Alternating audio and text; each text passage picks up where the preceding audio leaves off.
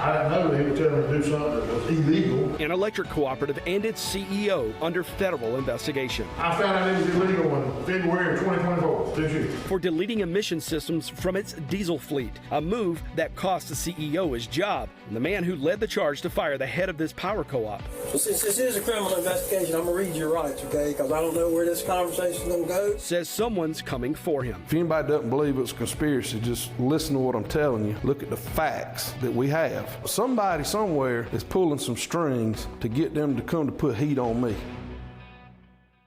A South Carolina Electric Cooperative board member says blowing the whistle put a target square on his back. Here's Chief Investigative Reporter Jody Barr with Power Play, a Queen City News investigation.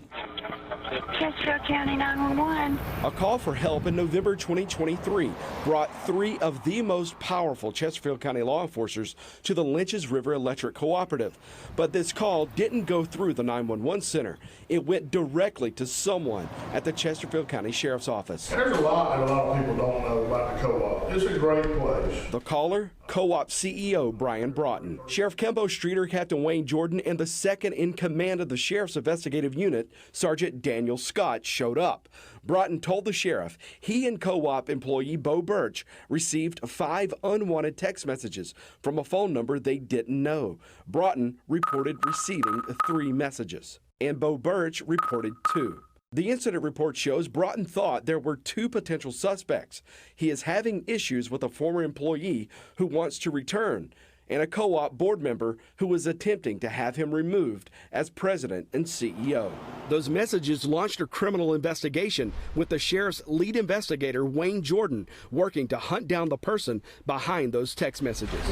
One of our first questions, what was it about this investigation that caused the county's top lawman and his 2 top investigators to drop what they were doing, get into a patrol truck, and drive the half hour to the co-op office? I want to talk to you about the Lynch's River text message investigation. We found Sheriff Kembo Streeter at a council meeting last month to find out. What was your involvement in that investigation?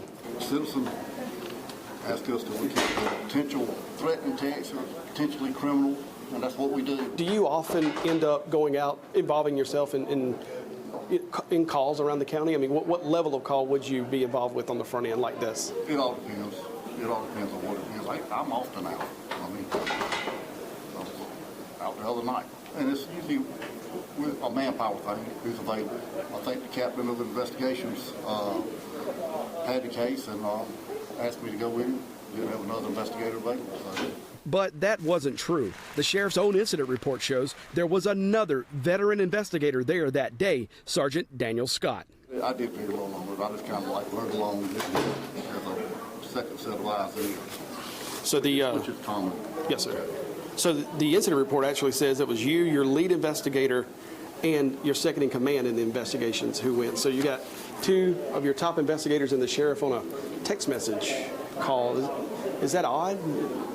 No, I've often been out on cases with all the different investigators. So, did you find any criminal acts from what you reviewed that occurred? We weren't far enough into it. When I realized, like I said, the jurisdictional issues, we called, say it took over the investigation, and we backed out of it. So we did not find anything at that time.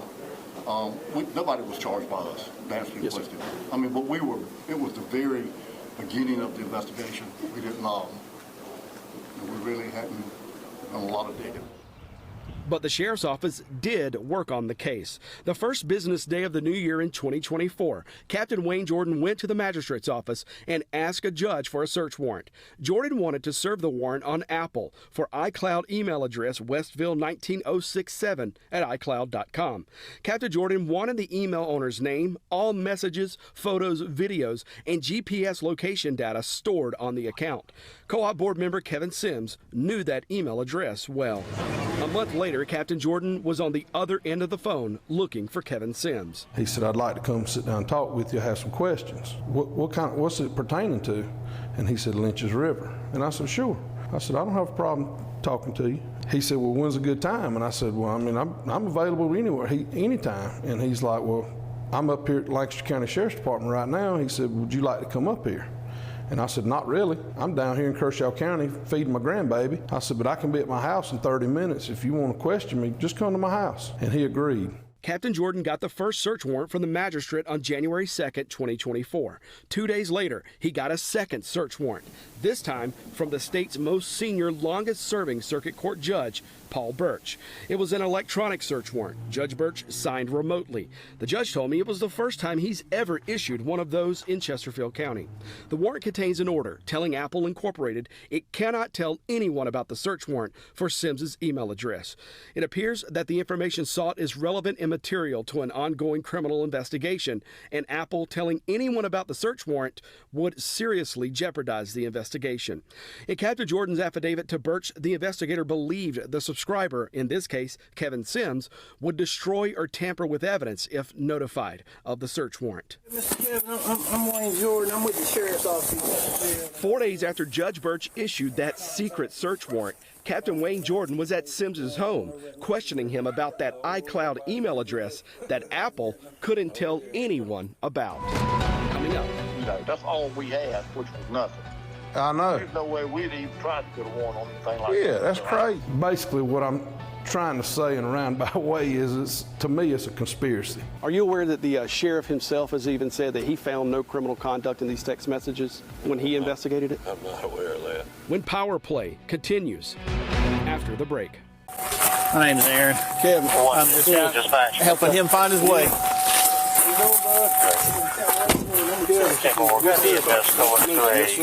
sit down and talk for a little bit? No, we're good. You want to come in the house? I got a barking dog. Let's sit outside back on the back porch. I appreciate that. Chesterfield County Sheriff's Captain Wayne Jordan, with a Lancaster County deputy and a body camera rolling, showed up to Kevin Sims' Lancaster County home 13 months ago. Mr. Kevin, I'm Wayne Jordan. I'm with the Sheriff's Office in Chesterfield, and I'm doing contacting about a harassment case that's going on over at Lynch's River. Lord, everybody's getting in. Everybody's getting them.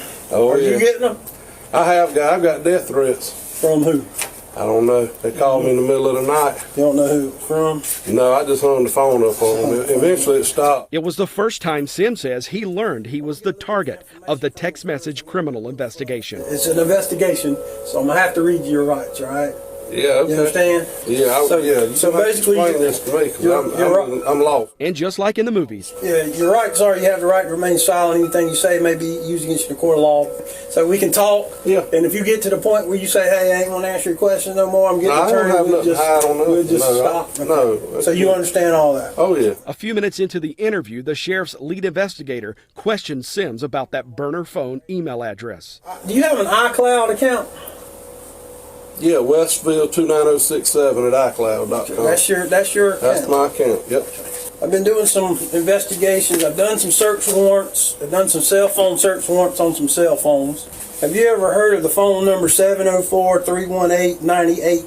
704-318-9695? Should I call it to see if it's in my contacts? See, 'cause That's a call North it. Carolina number, right? Yeah, just see if you know that number. I don't know that number unless it's in You my don't know it at all? contact. So can you tell me why your iCloud account is on that phone number's contact information as being the iCloud account that's associated with that 704 number? No. I cannot tell you that. I have no idea, but it is. The captain described these 5 texts sent to Co-op CEO Brian Broughton and Co-op employee Bo Birch as unlawful and harassing communications. Sims says he had no idea what those texts said at the time. He asked to see them, but the investigator would not show them to him. That's a burner phone. That's what that phone is. It's a track phone, burner It's phone? a burner phone. I don't do track phones or burner phones. I run a business in town. How can my email address be on there? When they bought this phone and activated this phone, they've taken that email address and it's attached to that phone. So basically what it looks like to me, if you want to know my 100%. Oh, I know what it looks It like. looks like to me It looks like that I got that phone and activated my email Yes, sir. address on it. Yes, sir. But my question for you is, who would do that? Well, that's why I'm asking you. Yeah, Because I have no idea. It's your email address, and it's attached to that burner phone that's doing all this communicating the unlawful. What are they communicating? Well, they texting a bunch of employees over there. They're harassing them. Can you be specific? Yeah, I mean, I don't listen. I wish I'd come to Langston now so you could get Barry Feld. Barry Feld tell you I'm better than that. I ain't got nothing to do with this. I mean, Just because they got my email. I mean, somebody had how I didn't know what your email address was. Well, man, everybody that I deal with on my Facebook page or anything's got my email on it. In my restaurant, at the co-op, they got all that at the co-op. So you think they just gonna put that on a burner phone? Listen. The stuff's going on down there. Yes, sir. I can believe that 100%. Somebody would do that, without a doubt. What's upsetting about it is to use my email address, so that looks like somebody's trying to set me up. I think somebody's playing games. That's my opinion. You got too much. Man. Y'all got too much to do and worry about. This is Mickey Mouse. Jordan told Sims the investigation was serious, and he had the state's top law enforcement agency on the case. I got SLED involved. If you want to know that, I've got them involved. Yeah. Well, they're looking at phone records for me. They're tracking phones. They're doing GPS. They're doing GPS coordinates and stuff like that. So hopefully by the end of the week, I'm gonna have all that plotted out, and I'll know exactly where the phone was at when it made the phone call. Yeah, I heard the text message. When that Chesterfield County investigator tells you that the state law enforcement division is involved, that's big. That's a big deal. This could be trouble. And I mean, I've done nothing wrong to worry, but when you start talking about SLED or FBI or anything like that, things happen. And he said, well, I'm just here to ask. I said, well, I'm here to tell you. And I began to get aggravated because the tone he was using, I felt like he was trying to strong arm me. Weeks passed after the sheriff's investigator left his house. Sims then went on the offensive. The following month, he called Sheriff Cambo Streeter to find out if Wayne Jordan's investigation was real. In their computer system, there was nothing on me. There was nothing on Wayne Jordan leaving Chesterfield County, coming to Lancaster County to interview me. No record of anything. And the sheriff had no idea. Cambo Streeter had no idea. He told me he had no idea, and he emailed me the only incident report they had at the time. I don't think it had any subjects in there that they thought may have had done the text messaging. When we met with Kevin Sims last October, Sheriff's office? Yes, ma'am. I'm calling to make an inquiry. Can you tell me if you have an investigation or incident report on me? My name is Barry Kevin Sims. He didn't know that a body camera recording of his interview with the investigator existed. He found out when we asked the Lancaster County Sheriff for it. Sims also couldn't get any confirmation from Chesterfield County that the sheriff condoned his lead investigator coming to his house 9 months before. And you would be the offender? Well, Is that what you're yes, ma'am. Back when Wayne Jordan came to my house, yes, ma'am, I guess I would have been. He questioned me here, and I'm trying to find out if there was a report done on it or anything filed. I don't have anything for Barry Sims, S-I-M-S. How about my middle name's Kevin, Barry Kevin Sims? Nothing under a Kevin? Around the time those texts came in, Sims says he was knee-deep digging into multiple allegations against co-op CEO Brian Broughton and the co-op administration. Sims admittedly was the loudest critic of his co-op's head man in late 2023. I would like to know who sent those. I would. Did you have anything to do with these No, things? sir. Absolutely not. Absolutely not.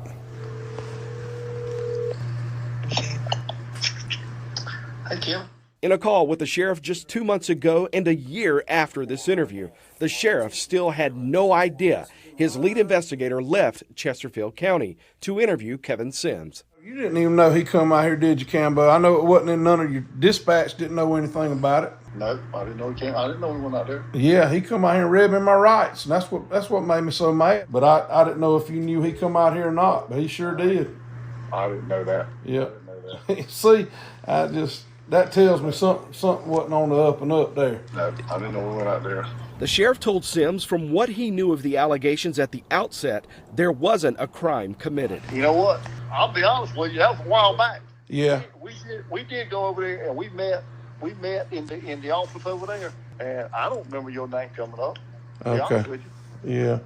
And that's what's got me bothered too, because they're saying that Paul Burt signed warrants, and how in the world could that be probable cause for search warrants for some kind of text message like that? And that's all we had.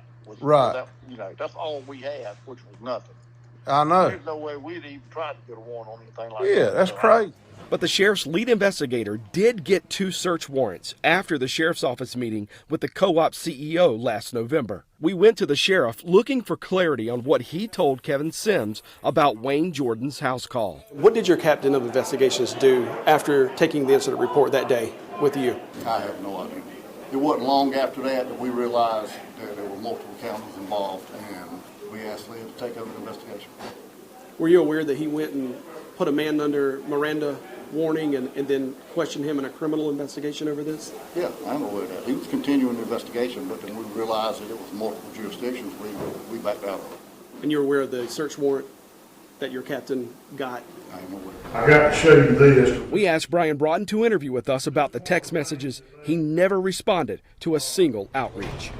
Sims says he's even more suspicious of that text message investigation after his calls with the sheriff. What did you think when the sheriff said, I had no idea my investigator was a county away? Well, I mean, the same feeling I had when the guy showed up at my house. This is a conspiracy. Somebody somewhere is pulling some strings to get them to come to put heat on me. And I still think that to this day. I think there's a handful of people involved in it, and I want to get to the bottom of it. What's his probation status? In March 2024, weeks into the SLED investigation, SLED agent J.T. Cutchin went to Judge Paul Birch for yet another search warrant to help investigators track down the person behind those co-op text messages. They're wasting their money on those kind of resources, and a senior circuit court judge is issuing warrants on that. Yeah, I got a huge problem with that. His wife is economic development with Lynch's River. That's a conflict of interest. Our investigation revealed 5 total search warrants issued in this investigation, targeting at least 3 different burner phone numbers. Judge Paul Birch signed 4 of those search warrants, the latest one in August 2024, which contained the following messages sent to another co-op employee. Sharpen that pencil, big boy. You'll need a new resume soon, and he's already turning on you. Don't go down with him. Tell the truth and save your job. And another text to Broughton. Better enjoy it while you can. The Birch name is a powerful one in the state's justice system. Judge Paul Birch is the longest-serving, most senior circuit court judge in the state. His son Mike is the newly elected prosecutor in the 4th Judicial Circuit, covering 4 counties, including Chesterfield, the Birch family's home. The judge administered his son's oath in the ceremony last month. The judge's wife, Kim Birch, is the elected Chesterfield County School Board chair. She also works as an economic development consultant at the Lynch's River Electric Co-op. The Birch's daughter, Ashley Birch, is a special agent with SLED, and Kendall Birch, another Birch daughter, is an attorney who was an assistant prosecutor in the solicitor's office until the first week of February 2025. I asked Judge Birch to interview with me to address Kevin Sims' conspiracy allegations. The judge declined, saying he can't talk about a pending investigation. We weren't there to ask Birch about the investigation. We wanted to ask him about Kevin Sims' conspiracy allegations and whether he had a conflict of interest when he issued those search warrants. We really appreciate having Honorable Paul and Birch here with us today. We found the judge at this Chesterfield County Council meeting in January. Good morning, Judge. Hey, I want to give you one last chance to address these concerns concerning the Lynch's River search warrants you issued. We sent Birch an interview request back in November, asking him to address whether he was a little too close to the people involved to use his office to help investigators. South Carolina judges operate under a rulebook known as the Code of Judicial Conduct, which contains multiple judicial canons. We asked Birch whether he might have violated any of the canons, which contain statements like, a judge shall avoid impropriety and the appearance of impropriety in all of the judge's activities. We asked the University of South Carolina Law School for an interview about these canons and which ones could apply in this case. USC did not have any law professor available to interview, but the law school pointed us to this judicial canon. A judge shall disqualify himself in a proceeding in which the judge's impartiality might reasonably be questioned. Did you have a conflict of interest at all in the issuance of these search warrants? From everybody I've checked with, just to reinforce what my opinion was, I did not have any conflict. Strictly ministerial. There's no guilt or innocence involved in it at all. And I even talked with one of my colleagues about it. Even if a family member was directly threatened, really wouldn't affect that either. Ministerial is totally different from guilt or innocence. And certainly I wouldn't get involved in any guilt or innocence. The judge clarified, although they have the same last name, he is not related to Bo Birch, the other victim in the incident report. Even with that ministerial decision, you still had a decision to make as far as did the burden of probable cause, was that met here? Was there any semblance of criminal conduct in these text messages? Did you find that when you issued these warrants? Just the allegations in them. The judge also clarified his wife, Kim Birch, is only a part-time consultant at the co-op. And the other pressing question, Kevin Sims' conspiracy allegations. The man that the investigation is targeted says that he believes that this entire investigation was a conspiracy to have him investigated and or charged, and believes that you may be part of whatever conspiracy he believes is happening here to have him become a target. What do you say to that? I'm sorry he believes that way. I'm just doing my duties, my sworn duties as circuit judge. I don't even really know some of those fellas up there. Well, I just want to make sure before we put somebody on TV saying these things concerning you that, the public has a chance to hear from you. Well, I certainly hope in your professional duties as a reporter, you wouldn't be getting actively involved in criminal investigation yourself until SLED or whoever's investigating. We better leave it at that, okay? The sheriff says there is no conspiracy, no matter what Kevin Sims thinks this all looks like. His investigator, he says, was simply conducting an investigation. I asked Wayne Jordan to talk with me about the Sims allegations, but Jordan never responded to any of my attempts to reach him. Some people may look at this and go, with all the crime that's happening, why in the world would the most powerful law enforcer in this county, the senior most judge, sign multiple search warrants all over what's alleged over a few text messages in this incident report? What would you say to that? We were just doing an investigation. We often have to go to whichever judge is available to us at the time. I don't find that unusual, Judge. Yeah, I really don't. And I want to clear my name. And I stood up for what was right. If I had to make that decision 10,000 times, I'd make it 10,001. Not one day has gone by did I regret it or even second guess my decision to terminate the CEO. And for that, I was being conspired against and attacked. As we told you in last week's report, a new trustee joined the co-op board, shifting the balance of power. The new majority voted to rehire Brian Broughton 4 months ago, all while the EPA investigation and an outside forensic audit is still ongoing. The state investigation into those burner phones is not over either. SLED says it's an active and ongoing investigation. But I asked why it's taken more than a year to sort this all out. SLED told me what started as a text message investigation has uncovered other potential criminal acts involving people linked to the co-op. But SLED says its criminal investigation should be finished, quote, very soon.